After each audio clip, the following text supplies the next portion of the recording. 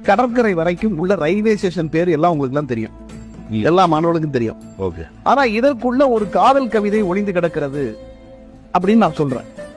தாம்பரத்தில் ஏறினேன் யார் இவள், சானட்டோரியத்தில் சங்கிலி சிரிப்பான், என் இதய ஓட்டத்தை இப்படி நிறுத்தியவள், என் குரோம்சோம்களின் பேட்டையில் குடியேறியவளுக்கு குரலோ வளம், பல்லாவரம் பாவையின் விழிகள் பிரிசூலம், மீனம் பார்க்க துடிக்கும், பழம் வந்து தாங்கலாகும் அவள் பருவம், பரங்கி மலையான என் இதயத்தையே எப்படி கிண்டினான் இப்படி.